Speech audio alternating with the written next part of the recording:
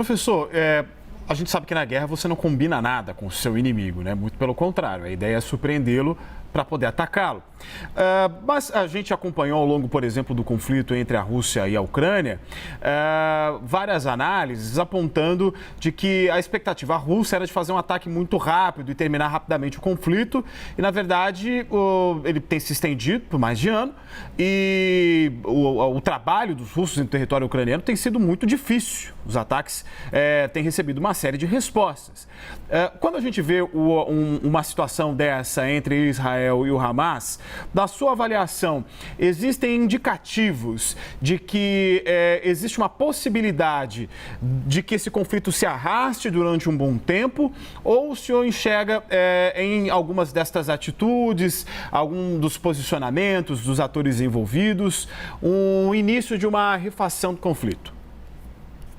Bom, na verdade, em relação ao conflito da Ucrânia, né, a gente imaginava realmente que o conflito fosse durar muito pouco tempo, diante da assimetria de poder que os dois países têm. A Rússia é muito mais poderosa do que a Ucrânia em termos militares. No entanto, os países, inclusive os Estados Unidos, começaram a equilibrar o poder, cedendo uma série de questões militares, até dinheiro, para que a Ucrânia pudesse se defender da Rússia. E isso estendeu, de fato, o conflito internacional. No caso específico do Oriente Médio, nós temos uma outra característica que é muito importante de ser considerada nesse momento. Nós não temos dois países se hostilizando. Nós temos de um lado um país, que é Israel, e de outro nós temos um grupo terrorista, o que já claramente demonstra a dificuldade de diálogo.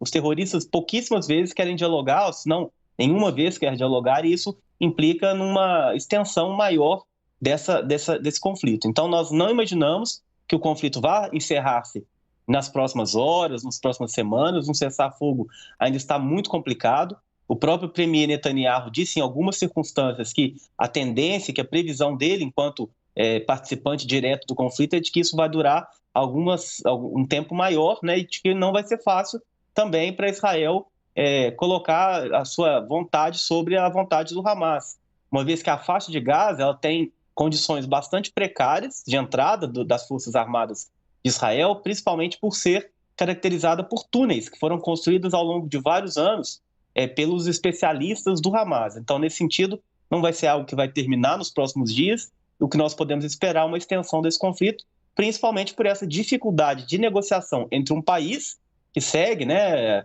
determinadas condições do direito internacional e um grupo terrorista que não responde a essas iniciativas institucionais.